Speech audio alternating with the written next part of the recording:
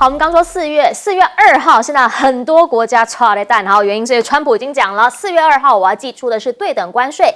但是有但书的哈，听到那个 but 的时候，大家耳朵会张大一点点。来，美国官员告诉你啦，有2类国家小心啦，没关系啊，你不会成为箭靶。一个就是呢，你现在没有对我们实施所谓的关税的国家啊，不跟我们收钱，我们也不跟你收。另一个是什么？你现在跟我们是贸易逆差，换句话说，我们赚你们钱，那我们就不会这样对你们了。而现在呢，他在解放日要宣布对等关税，彭博就讲啦，这个叫做目标明确嘛，所以很有可能你根本连什么缓冲期什么都没有。当他一讲完一签完那个 right 那个当下，就是直接立即生效。那如果你现在再不反应4月2号，其实要反应可能也有点来不及了，要快呢，因为呢，只要一讲完之后。就会加关税。换句话说呢，它一签完，那个时候入关的那些商品，通通可能价钱都不一样了。所以最近在美国的港口，你所看到的就是包括了欧洲啦、亚洲汽车厂快马加鞭啦，赶快能送的全部都送去。为什么？现在送进去跟以后4月2号之后送进去，价钱可能会差很多。另一个呢，则是大陆智库告诉你的，好啊，对我有利。好，此话怎讲？他的讲法是，现在呢，美国跟我们已经有多轮的贸易摩擦，那他们一直在加我们关税，所以现在要跟我们对等关税。对我们来说，因为他加我已经高于我加他，所以我根本就不那么害怕。而确实，中方现在呢，在面对美方一而再再而三的提出关税这件事情，开始走自己的路了。怎么做？他对库克啊、李在镕这80家的企业代表喊话，李强出来说坚定开放外企合作。换句话说，他告诉你，我们是稳定的力量，不管外面的环境怎么变化，我们都会欢迎你深耕中国。也就在这个时候，中日韩外长开始进行对话，然后呢，他们推自贸协定。王毅就讲啦，大家一起来合作嘛，把饼做大嘛，让1+1+1可以大于3。所以啦，先前讲的什么扩大日本的水产啊，或者是扩大日本大米啊，这些我们确实都已经有进入谈判的内容或者是细节。那中韩双方呢，现在也有可能会因为这样而更新10年前签订的双边自由贸易协定。日本的水产达成了20多项的共识。换句话说，在日本、韩国这么跟美国麻吉的亚洲国家，也开始在经贸上面悄悄转向了。对于美国来说呢，现在很多东西卖出去，可能也会被课对等关税。其中有一项，你常常去到美国，他就会想 OJ 什么 Orange Juice。好了。Orange Juice 要被嫌又贵又苦，可能卖不动，甚至呢，今年以来期货价是腰斩的。他们有人在讲说，因为呢现在短缺啦，所以呢你这个果实不能太挑。那会不会因为这样子而造成美国的另一项困难？因为目前呢，当川普他讲要对大陆的船只，只要是用大陆船运送的货物，他都要对于这个船来课高额的关税。那这件事情呢，就是对于煤炭还有农产品会造成非常大的不利，再加上现在经济上就是没好转嘛，美股是呈现的卖压，所以 Fed 要放缓的基本上越来越不可能。那大家担心的就是整体的经济问题，所以美银已经开始示警了。2种投资人现在痛苦才要刚刚开始，卖出了讯号，你不要已经到底了，因为现在其实呢，很有可能还没到4月2号的关税大限，有可能会更进一步的影响数字、数据以及你荷包里面的钱。来请教一下亮哥，您会怎么样来看？现在是4月2号，时间讲定了，但是呢，又开始慢慢的释出一些讯息，也不用那么害怕，你对我好，我就不会怎么样你。我这种讲法不太有用啊，因为现在大家都发现对川普强硬，川普才会让步了，好像比较有用，是不是？对，因为最笨的就台湾啊，台湾你让了，结果一码归一码，到现在还传出台积电可能要投资英特尔350亿，对不对？然后晶片税暂时没有听到，可是对等关税还是跑不掉啊。对等关税有2种科法啦，对，一个就是根据你的贸易顺差，要求你多买。那这方面我们赖清德立刻让步啊，说他愿意买美国的天然气嘛，对，农产品还有农产品嘛，那这个我觉得贸易顺差，当然前面那几名很多已经被点名了啦，就中国嘛，墨西哥啊，那第3名叫越南啊，越南我觉得会蛮辛苦的。那第2个就是你的税率，那越南的税率也不低啊，也有10几%啊。那日本的税率3.5%，美国3.3%，所以税率日本没有问题。所以可是韩国问题就大了，韩国的税率是13.4%。所以韩国现在很紧张啊。那还有第3个啦，这个就看川普对你好不好了。因为平均税率，比如说台湾是6.5%，是，那美国是3.3%，其实我们并不算高，可是它会不会分项处理？分项处理我们就累了哦。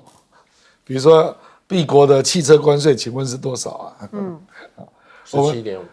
17.5%还要再加货物税40%，加起来62%。对啊，就是如果它分项科啦，那因为美国的车想进来嘛，对，你要不要降税啊？那当然我们没有汽车过去了，那可是他搞不好用这个来跟你换啊。比如说台湾的蝴蝶兰，我们大部分都出口到美国啊，那有税嘛，所以如果分项谈，那没有一个国家幸免啊。是，比如说日本只有3.5%，照理讲它的平均税率很低啊，可是美国如果挑你的稻米呢？日本的稻米的税是700%啊。所以我觉得这个大概分这几个层次谈啊，就是贸易顺差大不大？那因为我们这个部分非常突出，739亿，对，所以我们就承诺我们要跟美国买东西嘛。那第2个是税率，那税率我们不算高，那接下来是不是会分项啊？这个4月2号就全部明朗了，开讲这个所以到时候再看吧。好，来请教一下介大使，您会怎么样看这个问题？大陆说这个其实美国这个相对关税倒有利，这个确实如此。现在美国因为从川普1.0到川普2.0啊，大概对中国大陆产品的平均课征的关税啊，已经高达33%了，33%了。那你知道已经33%的话，那如果说就相对关税的话，就是你中国大陆课多少，美国就课你多少。是。那美国要平均要用相对关税，还要降税了。因为中国大陆平均关税有差不多11、12，差不多了。那你中国大陆平均关税是7.5，看农业还是分项？对，分项，农业就很高，农业就很高。对。可是问题就变成就是说，你如果说要照这个相对关税，那你美国要对中国大陆降税，所以不可能再往上升了。是，你现在现行课税就已经比中国大陆的这个对美国的平均关税已经高了那么多了，所以中国大陆是获利的。那其实就是说，台湾来讲，我们的平均关税大概是4.5嘛，可是我们大概是6.5哈，6.5，可是我们的工业产品平均关税好像4.3，对，很低了。那我们的农业产品平均关税是15%，对，15%。可是这个对台湾伤的也不多，为什么？你知道？为什么原因？就变成就是说，这个比如说啦，农业的话，我们台湾稻米，对不对？我们是完全学日本，我们不但有这个高关税，我们还有配额，你1年只能卖多少给我们，我们完全学日本。那问题就变成你美国也对台湾的稻米课那么多的税的话，没有对台湾没有，因为台湾的米根本不外销，所以你课到天花板，我也对我无伤了。那台湾对美国的出品里面出产最多是什么？最多是电子业相关的零组件跟晶片啊这些。那这些我们台湾对美国都是零关税，因为我们跟美国基本上都是什么？都是所谓的 ITA 的会员 ，ITA 有2000多项的东西是零关税啊，所以事实上我认为这个对台湾比较影响吧，倒是韩国比较麻烦，真的是比较麻烦。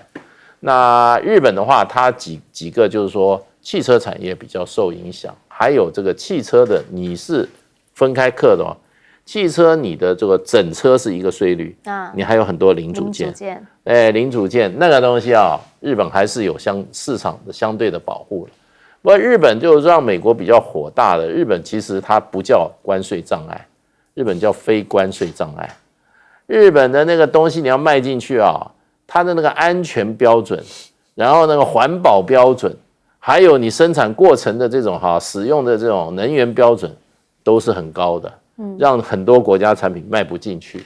所以呢，这个东西对可能整个打击来讲的话，我觉得可能没有想象的哈，对美国主要贸易对手来讲啊，可能没有想象的会那么大，就是对等关税。是，请教一下赖老师会怎么看？现在所有的假设是美国还遵守规矩嘛？但是问题是在于美国会遵守规矩吗？美国如果遵守规矩的话，就不会提出所谓的对等关税嘛？因为我们都知道，一方面的是普世的这个规矩就是 WTO，然后在 WTO 的要求下，你如果愿意走这个双边的或是多边的自由贸易体系，它是欢迎的，因为 WTO 的规矩就是说你的税不要单独的加嘛。那因此呢，我们在一个对于刚开始谈一篮子的关税的时候，对于以发达的国家、发展中的国家跟为那个发达很落后的国家，我们是会有不同的关税的一个保护，还有给它一个期限，还有产品种类里面有一些是没有关税的，有一些是有的等等的。那这个就是 WTO 的大框架。现在的问题是在于说这个你在这个大框架下，你例如说中日韩，他们有签自由贸易协定，然后中国大陆跟东盟也有签，美国跟加拿大跟墨西哥也有签的都不一样，它跟欧洲的跟亚洲的都签的都不一样。好，那由于原本都是自己国家他自己放弃了，例如说美国，我因为要促进跟加拿大跟墨西哥的一些交流合作，或者然后促进这个经济更多的发展，所以他自己放弃对加拿大或是对墨西哥的若干的课税，因此呢，有很多的汽车厂，他就移到墨西哥，在这个地方整装完了以后再输进美国去。那这个主要的还是在于美国原本在川普的时代他所谈的，但是那个都是有规则的。现在的情况是，特朗普要遵守规则吗？第一个，他已经不遵守 WTO 的规则；第二个，他本身原本跟你或是这个产业类别跟你定的规则，他认不认、买不买单，这个东西都在未来在考验中嘛。所以特朗普他所提出来的所谓的对等关税，坦白说到现在大家都还是像闷葫芦一样，因为最后显示出来的会是怎么样，没有人知道。好，这代表什么？这代表一种不稳定的因素非常的高。那越是出口导向型的经济体，它面临的这种外面的，尤其是以美国为主的这个大市场，它的变动性越大的时候，它的痛苦指数就越高了。所以你会看到德国啦、欧洲啦、日本啦、韩国啦，甚至台湾啦，大家的痛苦指数就很高，因为太不稳定了，太变化了。那等到它推出来以后，你反不反击？你看上次欧洲推出来，它反击了，它马上又给你这个烈酒、白兰地再给你加到200%的税。那这个部分里面就会考验了相关国家要不要反击的一个问题。所以我个人认为，到4月2号的时候，世界的经济会不会动荡更大？我想这个大家都要去好好的观察。是，所以目前国际间所有的投资机构都在提醒你这一切到4月2号很有可能还会再一次的出现变动，大家小心了，安全带系稳了。我们先进广告。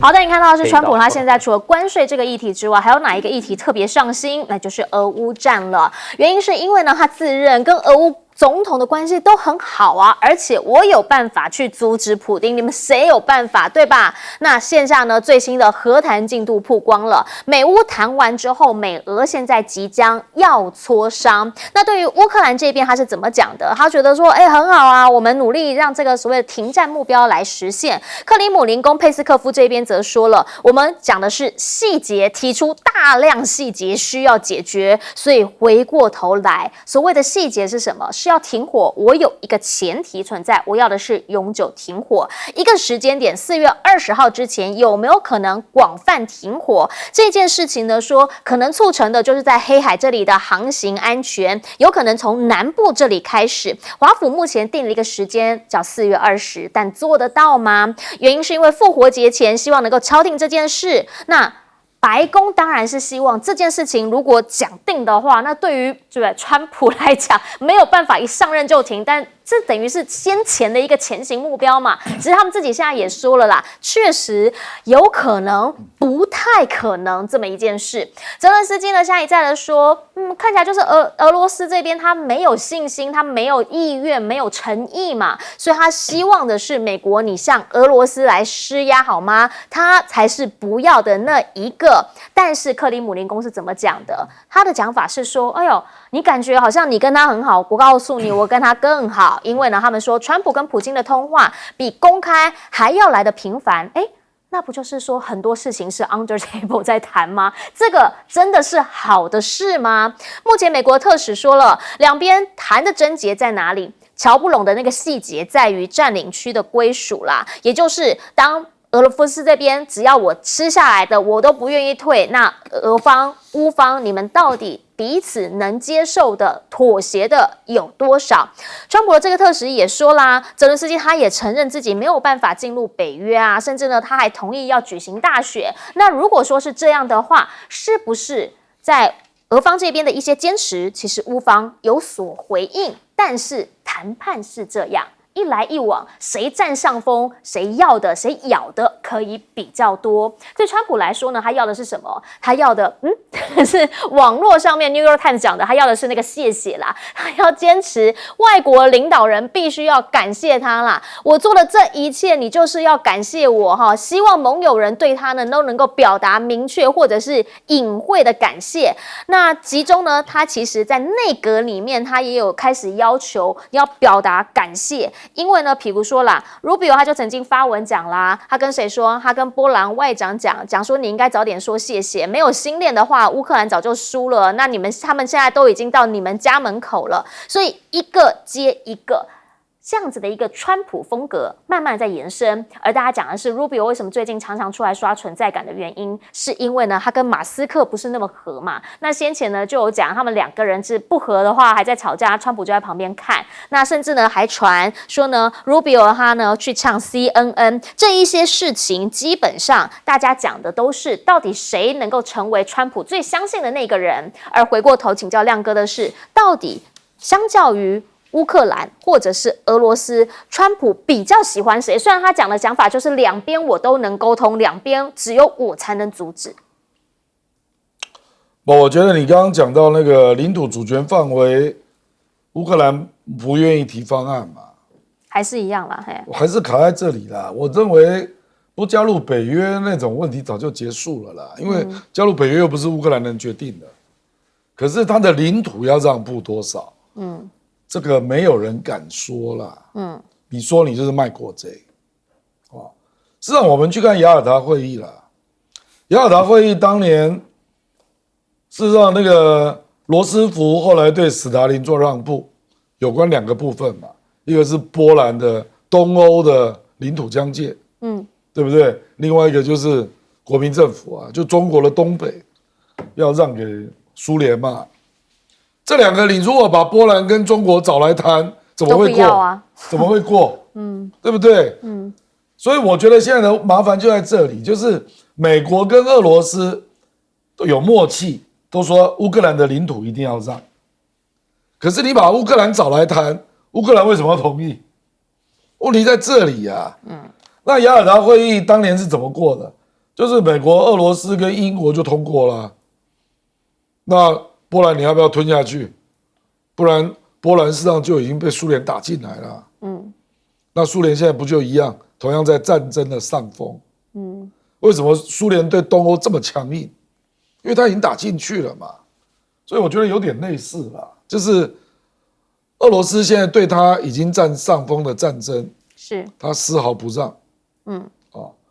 那川普呢，就希望乌克兰自己就认了吧。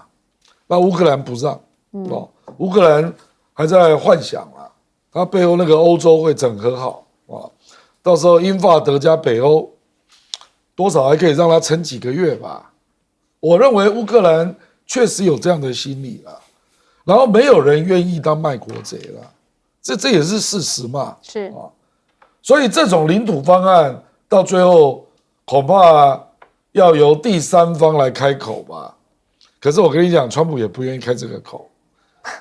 我在历史上会记一笔，你开这个口会记一笔嘛？对，然后回去被民主党骂死，被欧洲民主派骂死，诺贝尔和平可能就没了。嘿，这个倒不一定啊。哦，可是我的意思就是说，现在就是卡在这里，这个是非常非常明显的啊。是。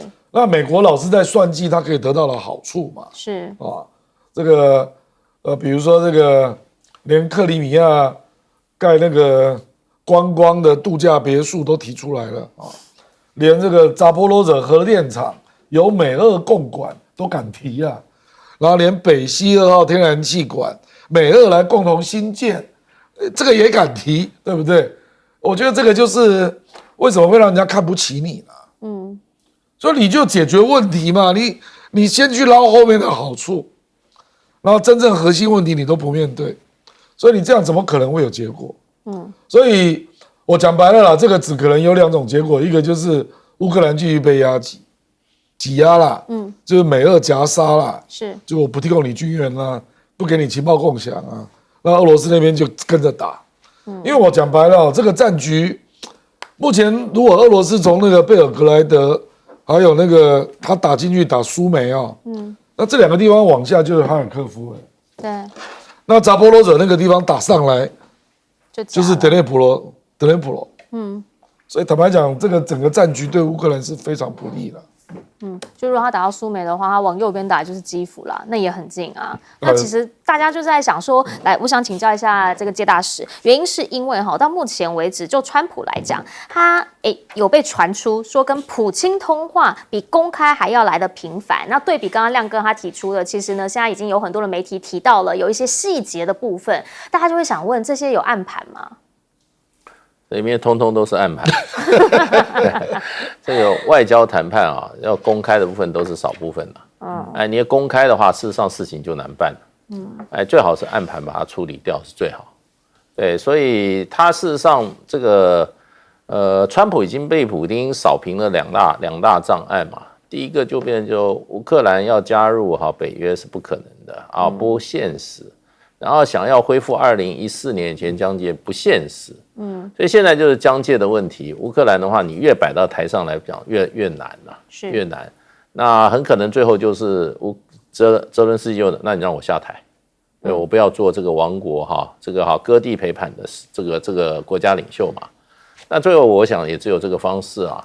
那泽伦斯基就是抵死不从啊，你就找一些喜欢做官的人，对不对？他来签一些丧权辱国的这些嘛，那现在就变成就是说，其实就普丁来讲，我觉得他现在一直在怎么样，在操控川普，因为川普是他手上最有力的一个部队，这个部队超过他的核子部队，超过他的飞弹部队，超过他的地面上的100万大军，川普一个人可以摆平一场战争，用军事力量无法解决的一场战争。所以你看这个川普这个稍微有一点这个怎么讲就是说要摊牌的时候，普丁总是帮他忙。现在又说你看吧，我们原来都是克里姆林宫否认说我们没有跟他打电话，现在他出来讲说，事实上我们很多都有谈好。这一方面是对川普的一个支持，表示川普事实上还得到普丁的重用、信任。我是重用嘛，是一样。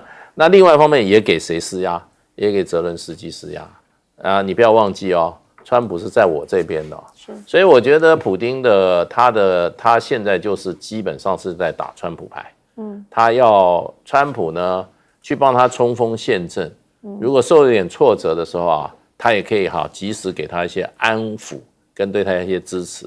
你要停战，对不对？你就宣布的停战30天，普丁不也就是说我原则同意对不对？不过谈出来后来是说只有对这个能源设施，对不对？所以就变成就是说，现在就是说对普丁最大的噩梦就是说，有一天川普说我不玩了，我完全不玩了，那就完了。那对普丁来讲，又回到第一回合去了。现在已经打到第12回合，第15回合要决定了，对，所以他绝对不能让这个战争再回到第一回合。那这时候他一定要给川普怎么样？又要给他怎么样压力，又要给他甜头啊！压力是原则性的问题，甜头是什么？可以交易的东西。所以这个是现在的这个整个谈判一个局面。不过说实话，中间有一个插花的，就是欧盟了。欧盟事实上给泽伦斯基很多底气，物质的跟精神上，所以泽伦斯基越来越不听川普的话。对，这个是一个变化。所以呢，你说要4月20号停火，我认为是天方夜谭的。是，请教一下赖老师。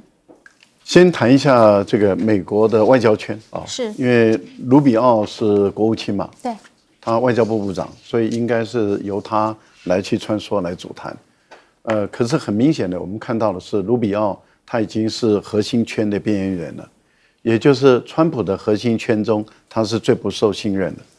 所以这个边缘人，这个外交部部长竟然不能够主导任何有关于俄乌或者是美俄之间的所有的谈判，跟他好像是无关的。这个坦白说是很令人惊讶的事情，而这个人还可以在位置上，这了不起哦。第二个是谁呢？第二个就是俄乌的谈判特使，是，就川普原来有一个叫俄乌谈判特使，对，结果这个谈判特使现在被降格，成为只剩下是乌克兰特使了，对，那为什么？因为卢比奥也好是被俄罗斯制裁，俄乌谈判特使是这个俄国不受欢迎的人物，这两个都是俄国不受欢迎人物，这代表俄国不欢迎就不跟你谈，所以这两个很明显的就被架空了。那你就可以看到，川普来说，他在外交的谈判里面，他是更有求于普丁，因为普丁把他所有不喜欢的人，也就是的美国人都说，那你不能够让他们来跟我谈，我只跟我喜欢的人来谈。那川普最后就派他中东特使去谈俄乌的问题，你看看这了不起吧？这个就代表普丁在外交谈判这部分里面，他确实是老手。再强调，不喜欢的人连谈都不要来谈了，连接触都接触不了。对于川普要成果的人来说，那他根本就谈不下去了，所以就只好换将。这第一个。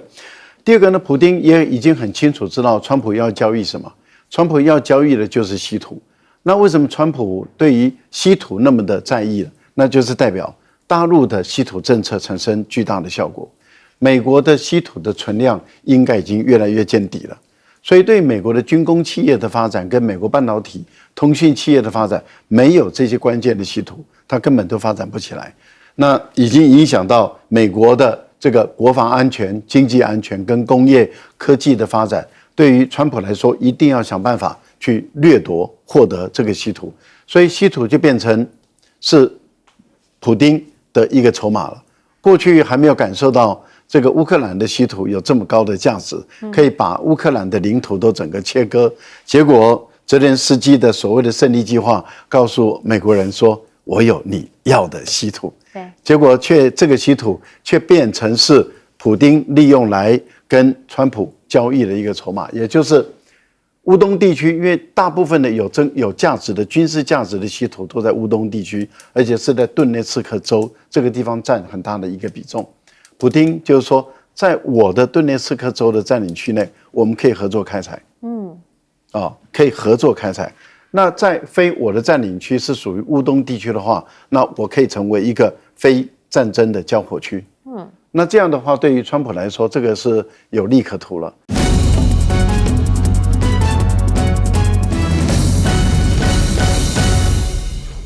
大家晚安，我是陈燕莹，欢迎来到新闻大白话。接下来这1小时国内外大小事，要用您听懂的话说给您听。现在介绍这1小时来宾，首先要介绍是耶鲁政治学博士郭正亮，大家平安。前驻纽西兰大使谢文吉，燕莹好，各位朋友大家好。还有国际政治专家赖宇谦老师。主持人好，观众朋友大家好。一开始要先带你来看到的是，国际间很多人在关心他的健康状况如何。好，这个是呢前菲律宾总统杜特地，他的女儿副总统莎拉，现任的副总统莎拉人还在海牙。他跟大家讲啦，爸爸其实呢现在健康有好一点点，但是呢，针对这个 ICC 国际刑事法庭对他所有的诉讼，他是有自信来面对指控的。而且呢，他说叫 no case， 他们认为根本那些指控都是错误的，没有所谓的案件。那网络上面呢，也出现了另一派的声音，讲法就是说，如果你现在让杜特地离开荷兰海牙，我告诉你，他会落跑，他跟中国申请政治庇护。好，可是呢，他的律师很直白的说了，说总统也就是杜特地从来没有试图寻求庇护，不然的话他会通知我，所以更没有什么要跟中国申请庇护这件事情不存在的。而且呢，他们也讲，他们认为啦，就他们的法律顾问来说，他们打的是什么？是说这一次呢 ，ICC 讲的是反人类罪，但他们觉得这个指控呢毫无根据。原因是因为如果是这样子的话，那你当庭释放杜特地，那等小马可仕的可能就是另一个风暴喽。因为呢，要提的是反绑架法，那如果是反绑架法的话，最高在菲律宾是可以判处死刑的。换句话说，现在两造双方一来一往，大家开始在进行法律的攻防战了。而目前呢，也因为这一连串的事件持续在菲律宾发酵，在地呢，他们有非常多的这个示威，双方阵营彼此的行动都在进行当中，也因为这样，所以你看到是莎拉杜特地，他目前的民调是领先的。莎拉杜特地呢，目前民调有39%，也算是创下了新高啦。那更不用讲呢，他是在明达纳尔岛这个压倒性的支持会获得高达90%，所以呢，这一场其实会牵连到的就是期中选举，而目前杜特地就是那个前总统，他本身其实他还想要再回去达沃市这边再竞选市长，据说了他现在还很担心说他能不能回去选市长这件事情，还想要回去。好，两造双方的政治攻防战，对于小马可仕来说，现在必须要再下一层了。怎么做？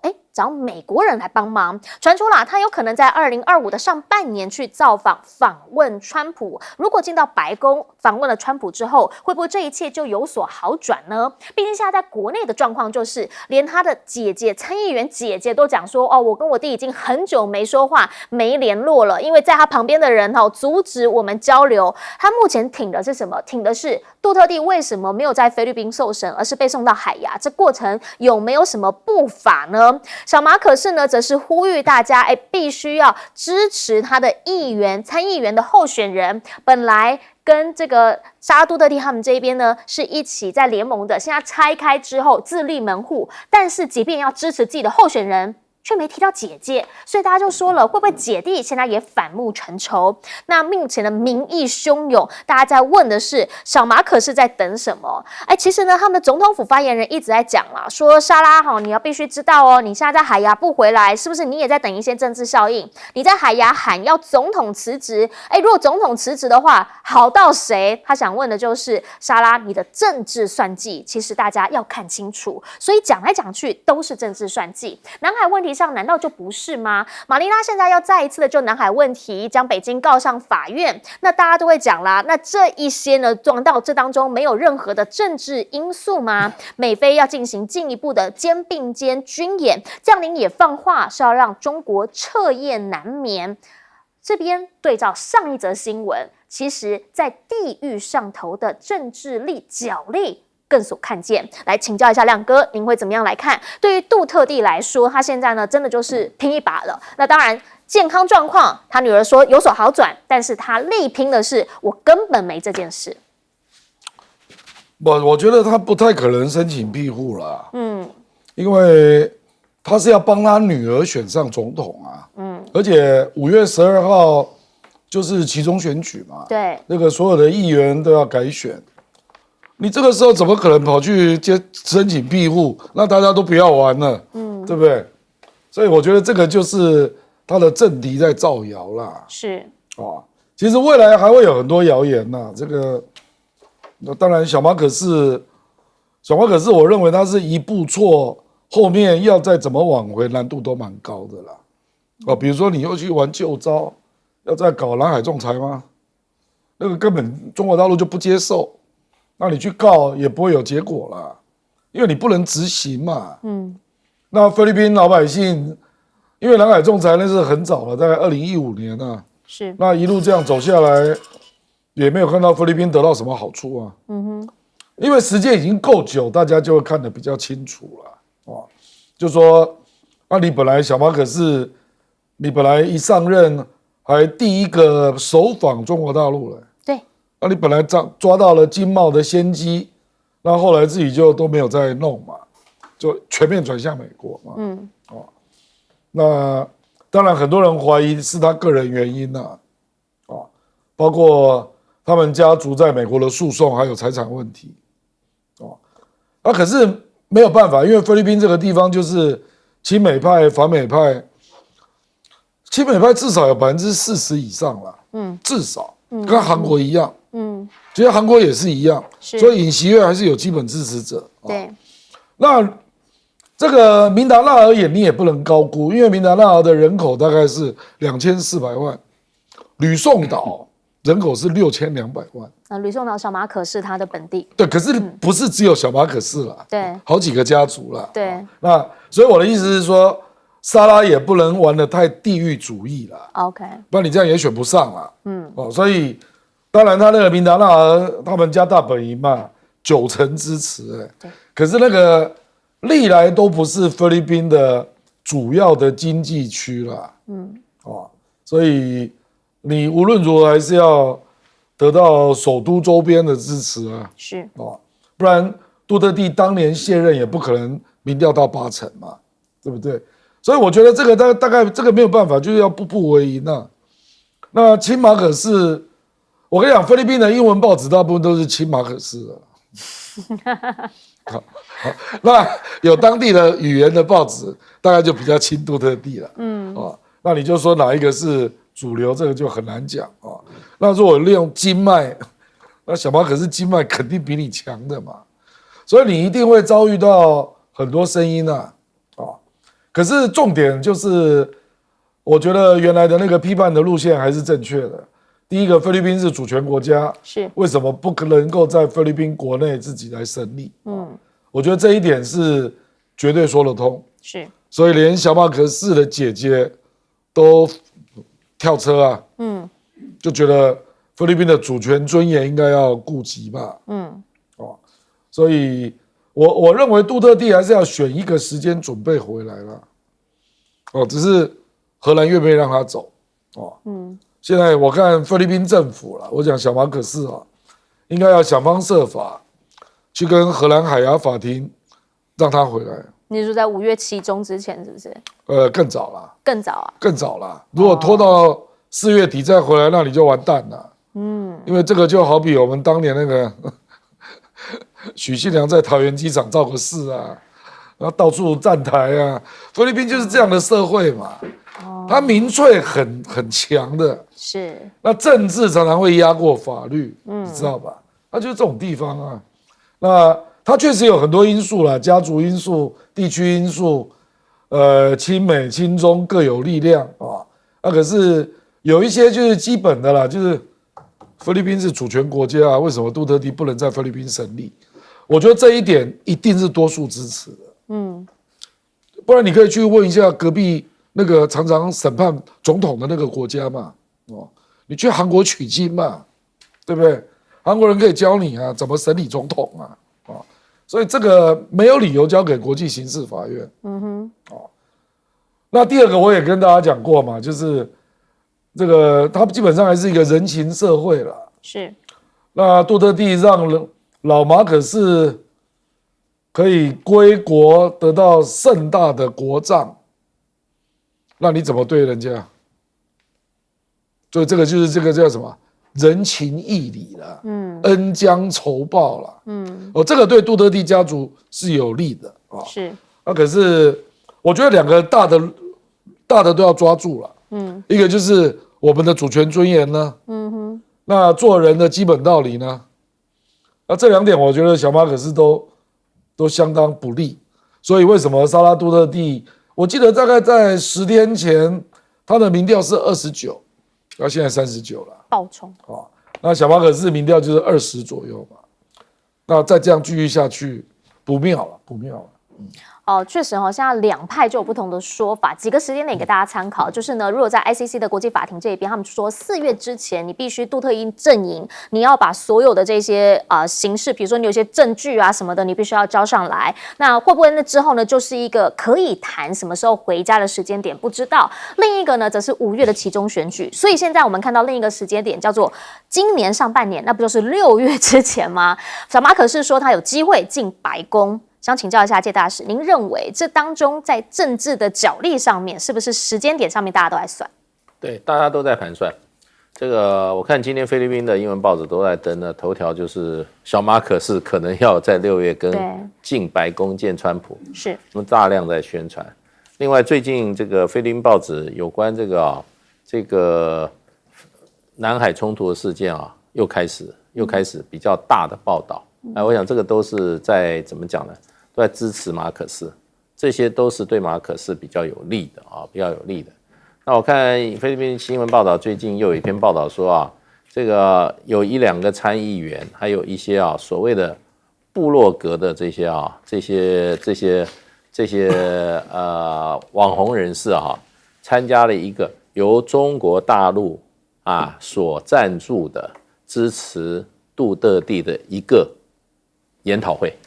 所以这些媒体上这些新闻你看怎么报，就是说当然这个刚刚郭委员讲了很多英文报纸大概都是支持马可仕，可是你就可以知道他们在政治上怎么在斗争。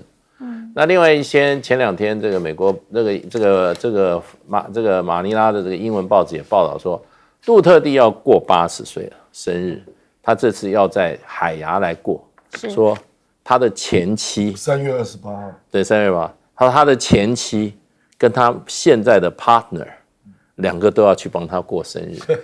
我就想说，哇，这个对于这个天主教国家来讲的话，又有前妻，又有现在的 partner，80岁还有 partner， 这个新闻对杜特地是好还是坏？对，所以就变成你可以看出来，其实菲律宾人在政治斗争上其实也是相当的厉害。那当然有一些中立的媒体，他都报了一说这个菲律宾有一个宗教团体叫基督的教会，然后呢，他们出来呼吁说，马可仕应该的作为应该是要增加国家的团结，而不是造成国家的分裂。对。然后呢，这个就获得很多在这个参议院里面支持杜特地的一些参议员声援说，你看这个教会，我后来查了一下，这个教会在菲律宾来讲是属于独立教会，它呢只有全民的2%，所以现在我们就要看，就是说这个其实杜特地他现在2个战场，一个就怎么样，他要在海牙的法庭上，他要能够怎么样，在程序上跟实体上要能够怎么样证明对海牙的这个国际刑法对他的管辖是没有管辖权的，然后呢这件事情没有管辖权，而且是不应该管的，然后让他在程序上不进入实体的部分呢，就可以怎么样，就解脱出这一次的这个诉讼。那在国内部分呢，那很重要的，我们现在还没有看到主要的这个菲律宾的社会团体，最主要什么？天主教会。然后呢，再加上过去或者现在重要的这些所谓的政治领袖、家族的人士出来，有没有站在杜特地身边替他呼吁？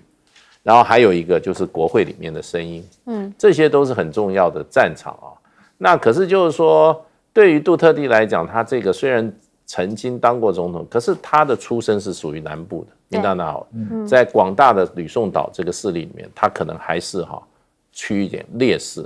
那他在民达纳奥，他当然是占绝对优势那现在就看了，在这个选举未来的这个期中选举里面如果说他的家族获得大胜的话，我觉得政治声势还会起来。